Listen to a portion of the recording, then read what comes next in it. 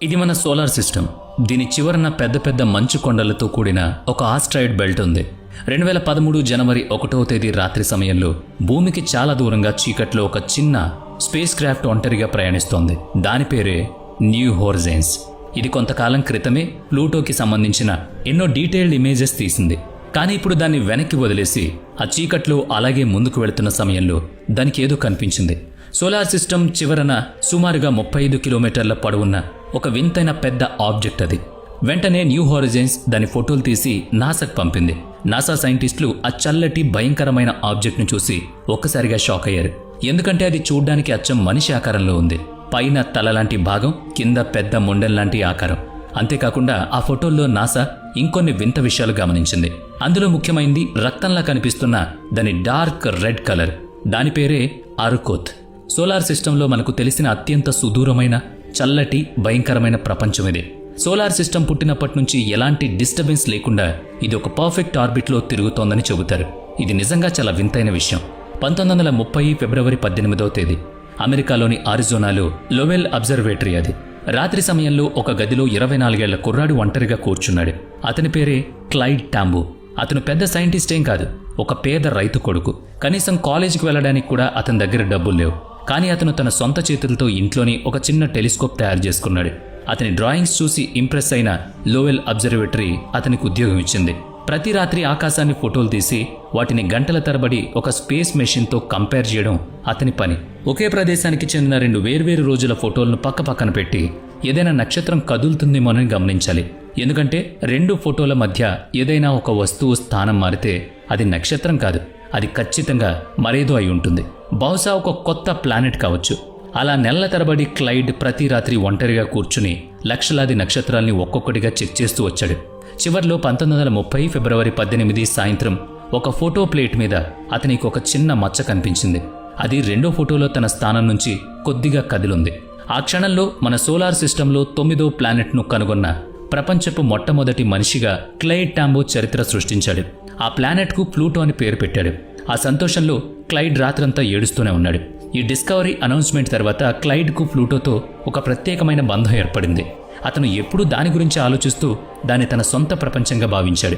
అందుకే 1997లో క్లైడ్ చనిపోయే ముందు ఒక చివరి కోరిక కోరాడు. తను కనుగొన్న ఆ ప్లానెట్ దగ్గరకు తన అస్థికలు పంపాలని అడిగాడు. ఆ తర్వాత 2006లో నాసా న్యూ హోరిజన్స్ స్పేస్ క్రాఫ్ట్ను ప్లూటోపై లాంచ్ చేసింది. అందులో ఒక చిన్న కంటైనర్ను ఉంచారు. అందులో క్లైడ్ టాంబో అస్థికలు భద్రపరిచారు. 2015లో అస్థికలు ప్లూటోను చేరుకున్నాయి. అంటే క్లైడ్ తను స్వయంగా కనుగొన్న ప్రపంచాన్ని చేరుకున్నాడనమాట. అయితే న్యూ హోరిజన్స్ ప్లూటో దగ్గరే ఆగిపోలేదు. ప్లూటో ఫ్లైబై తర్వాత అది అలాగే ముందుకు ప్రయాణించింది. క్లైడ్ అస్థికలు ఉన్న కంటైనర్ తీసుకుని దాని కొత్త గమ్యం చేరుకుంది. ఆ కొత్త గమ్యమే ఆ మిస్టీరియస్ ప్రపంచం అరుకోత్. దీనిపై నాసాకు ఎన్నో ప్రశ్నలుండేవి. న్యూ హోరిజన్స్ ద్వారా ఆ ప్రశ్నలకు సమాధానాలు దొరుకుతాయని వాళ్ళు ఆశించారు. కానీ ఊహించని విధంగా అంతా రివర్స్ అయింది. అది పంపించిన అరుకోత్ ఫోటోలు ఆస్ట్రానమీ ప్రపంచాన్ని ఒక్కసారిగా కుదుపుకు గురిచేశాయి. దాని గురించి కొన్ని కొత్త భయంకరమైన ప్రశ్నలు కూడా పుట్టాయి. అవేంటంటే న్యూ హోరిజన్స్ అసలు టార్గెట్ మొదట ప్లూటోను చేరుకోవడం. 2015లో ఆ పని పూర్తయింది. ఆ స్పేస్ క్రాఫ్ట్ ప్లూటోకి సంబంధించిన తొలి స్పష్టమైన ఫోటోల్ని భూమికి పంపించేసింది. అప్పుడే సైంటిస్టులు ఒక విషయాన్ని గమనించారు. ఆ స్పేస్ క్రాఫ్ట్లో ఇంకా కొంత ఫ్యూయల్ మిగిలింది. దాంతో వాళ్ళకి ఒక కొత్త ఐడియా వచ్చింది. ఎలాగూ ఇక్కడి దాకా వచ్చాం కదా, ప్లూటోని దాటి ముందుకు వెళ్లి మరో కొత్త ప్రపంచాన్ని ఎందుకు చూడకూడదు అనుకున్నారు. మళ్లీ ఇలాంటి అవకాశం రాకపోవచ్చు కదా అనుకున్నారు. ఆ కొత్త ప్రపంచం క్యూపర్ బెల్ట్లో దాగుంది. నిజానికి దీన్ని నాసా 2014లోనే హెబుల్ స్పేస్ టెలిస్కోప్ ద్వారా డిస్కవర్ చేసింది. అప్పట్లో ఇది మన ఫోటోల్లో కేవలం ఒక చిన్న మసక బిందువులా మాత్రమే కనిపించేది. దీనికి 2014 MU69 అని సైంటిఫిక్ పేరు పెట్టారు. కానీ దీని ఆర్బిట్ను చూసిన తర్వాత నాసా శాస్త్రవేత్తల మధ్యలో ఎన్నో ప్రశ్నలు మొదలయ్యాయి. అందుకే న్యూ హోరిజన్ ప్లూటో దగ్గర తన మెయిన్ మిషన్ కంప్లీట్ చేయగానే నాసా వెంటనే దానికి ఒక కొత్త మిషన్ ఇచ్చింది. ఇప్పుడు మాకు అరుకోత్ ఫోటోలు కూడా కావాలని కమాండ్ పంపింది. కానీ అక్కడ ఒక చాలా పెద్ద ప్రాబ్లం ఉంది. ఆ స్పేస్ క్రాఫ్ట్ అప్పటికే అరుకోత్ ఎగ్జాక్ట్ లొకేషన్ పాత్ నుంచి కొద్దిగా పక్కకు వెళుతోంది. అది అరుకోత్ ఫోటోలు తీయాలంటే దాని దారి 100% పర్ఫెక్ట్గా ఉండాలి కదా. ఇక చివరికి 2019 జనవరి 1వ తేదీ రాత్రి వచ్చింది. రాత్రి సరిగ్గా 12:33 న్యూ హోరిజన్స్ స్పేస్ క్రాఫ్ట్ తన టార్గెట్కు అత్యంత దగ్గరగా చేరుకుంది. అప్పుడు వాటి మధ్య దూరం కేవలం 6,628 కిలోమీటర్లు. దాని స్పీడ్ ఎంత ఎక్కువగా ఉందంటే అది ఒక నిమిషంలో దాదాపుగా 860 కిలోమీటర్ల దూరం కవర్ చేస్తోంది. అంత స్పీడ్తో అత్యంత స్పష్టమైన ఫోటోలు తీయాలంటే అరకోత్ ఎన్కౌంటర్ కేవలం 6.5 నిమిషాల ముందు మాత్రమే అది సాధ్యం అవుతుంది. అయితే కేవలం ఫోటోలు తీయడం మాత్రమే ఇక్కడ అసలైన టాస్క్ కాదు, వాటిని భూమికి పంపడమే అన్నిటికంటే కష్టమైన పని. ఎందుకంటే న్యూ హోరిజైన్స్ ఆ సమయంలో భూమిపై సుమారుగా 6.6 బిలియన్ కిలోమీటర్ల దూరంలో ఉంది. అంత దూరాన్ని కవర్ చేయడానికి కాంతికి కూడా 6 నుంచి 9 నిమిషాలు పడుతుంది. అందుకే న్యూ హోరిజైన్స్ అరకోత్ దగ్గరకు చేరుకుని ఫోటోలు తీసిన సమయంలో ఆ విషయం మనకు ఏమాత్రం తెలియదు. నిజానికి ఆ ఫోటోలు తీయకముందే న్యూ హోరిజైన్స్ ఏమైనా క్రాష్ అయిందేమో అని నాసా సైంటిస్టులు అనుకున్నారు.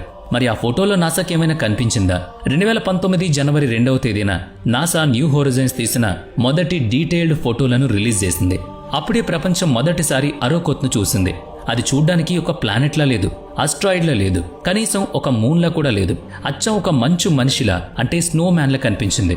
ఒక చిన్న గోళం, ఒక పెద్ద గోళం రెండూ కలిసి ఒక సన్నటి మెడతో అతుక్కునున్నాయి. చూడ్డానికి ఎర్రటి రంగులో ఉన్న మనిషి ఆకారంలో ఉంది. కానీ ఇక్కడే ఒక ఆశ్చర్యకరమైన విషయం బయటపడింది. వేర్వేరు సమయాల్లో తీసిన ఫోటోల్లో దాని షేప్ కొద్దిగా మారుతూ వస్తున్నట్లుగా నాసా గుర్తించింది. అంటే అది తన ఆకారాన్ని మార్చుకుంటుందన్నమాట. ఉదాహరణకు మొదటి ఫోటోలో అది స్నోమ్యాన్లా కనిపించిన ఆ తర్వాత దాని పెద్ద భాగం గుండ్రంగా కాకుండా ఒక పాన్ కేక్ లాగా మారిపోయిందన్నమాట. అసలు అరకోత్కు ఈ వింతైన ఆకారం ఎలా వచ్చింది? సైంటిస్టులు ఈ ఆకారాన్ని కాంటాక్ట్ బైనరీ అని పిలుస్తున్నారు. సింపుల్గా చెప్పాలంటే 2 వేర్వేరు వస్తువులు ఒకదానికొకటి అతుక్కుని ఉండడం. అంటే అరకోత్ నిజానికి ఒకే ఆబ్జెక్ట్ కాదు, అవి 2 ఆబ్జెక్ట్స్. మన సోలార్ సిస్టమ్స్ ఏర్పడుతున్న సమయంలోనే ఇవి 2 ఒకే చోట పుట్టాయన్నమాట.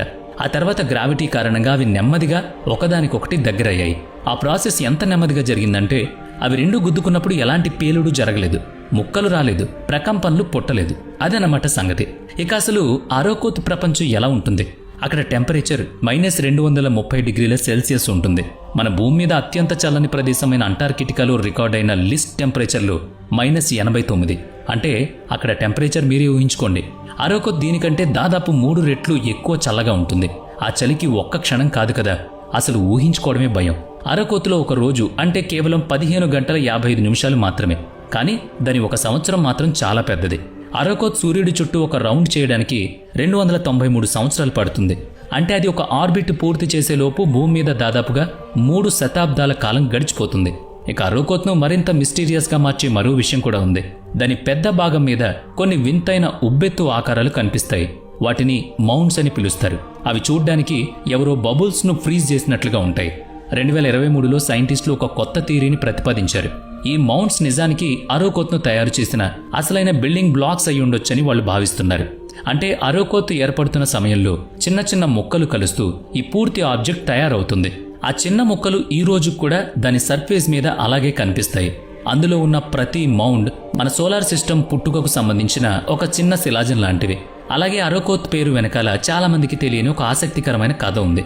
మొదట్లో దీనికి 2014 MU69 అనే సైంటిఫిక్ పేరుతో పాటు అల్టిమా థులే అనే టెంపరేచర్ నిక్నేమ్ కూడా పెట్టారు.